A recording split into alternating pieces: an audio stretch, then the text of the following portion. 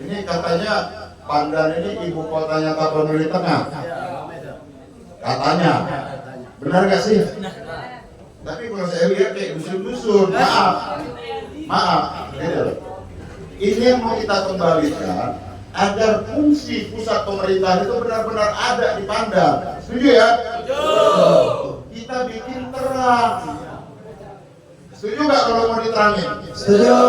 Iya, betul. Hah? Setuju ya? Dibikin terang nih, agar masyarakatnya juga beraktivitas malam juga aman. Kalau gelap, saya jalan-jalan gelap, gitu. Biar boleh diculik, Bang. Apa? Biar boleh diculik. Biar boleh diculik. Jangan. Jadi kita bikin terang, gitu loh. Bukan hanya di Pandan, tapi di seluruh desa-desa juga kita wajibkan untuk terang. Ini kan etalasenya Tapanuli Tengah, betul ya? Ada nggak yang tahu kalau melintas dari jalan raya itu dia tahu ini Pandan sebagai pusat pemerintahan? Nggak tahu, karena nggak ada tandanya. Minimal itu ditata lah ya. Umpama jalan dari sekitaran apa tuh jembatan itu Sibuan ya, sampai ke ujung apa sana tuh dibikinlah trotoar kiri kanannya. Jadi kalau orang melintas ini tahu, oh itu Pandan pusat pemerintahannya. Setuju nggak begitu? Setuju. Hah? Setuju nggak? Setuju. Naik kelas nggak? Naik. Mau naik kelas nggak? Naik. Berjuang ya? Iya. Kita tata, gitu. Sehingga orang ngerti. Kemudian jalan-jalan di sini, saya lihat tuh jalan ke pemukiman, aspalnya juga nggak ada, becek. Betul ya? Benar nggak sih? Benar. Enggak, saya nggak ngarang-ngarang kan gitu ya. Ditata lah, itu kan mau masuk ke pemukiman warga, bikinlah akses jalannya bagus. Masyarakat bayar pajak setiap tahun, kembalikanlah itu anggaran itu untuk fasilitas publik. Betul ya? Setuju nggak begitu? Setuju. Hah? Setuju kan ya? Tepuk tangan dong kalau setuju. Itu mungkin kita lakukan kalau kita berjuang bersama. Betul ya? Jadi kita bikin sanggar kreatif buat anak muda, olahraga, gitu loh. Saya pengen itu umpama di tiap kecamatan itu juga ada fasilitas buat anak bermain dan belajar. Jadi ketika ekstrakurikuler ekskulnya ya, itu bisa diajak ke situ dari seluruh desa tadi ya, SD, SMP, ya, diajak atau SMA, diajak menggunakan fasilitas belajar dan bermain tadi. Agar apa? Agar anak-anak kita itu tumbuhnya bagus. Betul ya? Agar anak-anak Tapanuli Tengah dari mulai usia dini dia tumbuh bagus, dia tidak berpikir tentang desanya saja, tapi dia jalan ke kota kecamatannya. Betul ya? Dia diperkenalkan dengan teman-teman lainnya. Jadi ekstrakurikulernya dia dibikin, difasilitasi dalam bentuk tempat belajar dan bermain di setiap kecamatan itu. Minimal satu tiap kecamatan. Gimana caranya? Ada duitnya. Kalau kita berpikir untuk masyarakat tadi, kalau berpikir untuk kita sendiri ya kita korup, kan gitu ya? Dikorupsi namanya, cuman belum ketahuan aja, kan begitu? Tapi kemarin saya lihat jasa pelayanan apa tuh yang saya baca di kejaksaan tinggi apa? BOK Jaspel. BOK? Jaspel. Jasa pelayanan kesehatan. BOK itu bantuan operasional kesehatan, Pak. Terus sama jasa pelayanan kesehatan, puskesmas itu ya. Puskesmas. Bagaimana masyarakat yang mau sehat, anggaran kesehatan aja dikorup, Hah? Betul nggak? Masih mau milih pemerintahan yang begitu? Mau? Mau melanjutin yang begitu? Ampun, enggak deh.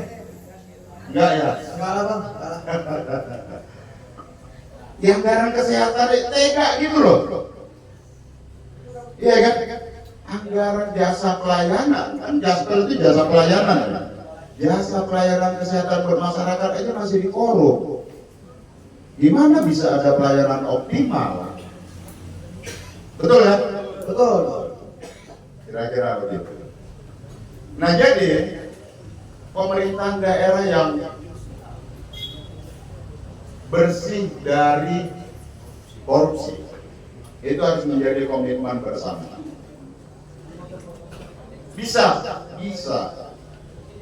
Alhamdulillah, ya, saya 10 tahun sebagai pejabat negara DPR RI, ya, saya menjauh dari itu. Kalau saya menggunakan jabatan saya untuk memperkaya diri, bisa. Gitu. Orang APBN itu ribuan triliun kok yang kami bahas. Tahun ini aja 3.000 triliun lebih. Gitu loh. Tapi yang ini cuma 1,2, cuma 0, berapa persennya. Bisa untuk memperkaya diri gitu loh. Cuman kan korup jatuhnya. Kita nggak mau korupsi. Kira-kira gitu ya. Iya betul. Jadi pemerintah daerah yang bersih dari praktek korupsi tadi. Setuju nggak? Kalau nggak dikorupsi, kita bisa membangun banyak fasilitas buat anak-anak muda dan masyarakat. Betul ya? Betul ya? Sehingga nanti kreativitas anak-anak muda ya bisa kita fasilitasi. Kemudian tadi illegal fishing, saya setuju sekali, ya. Itu harus ada upaya untuk mencegah kerusakan habitat lingkungan laut kita, apalagi sampai yang namanya illegal fishing.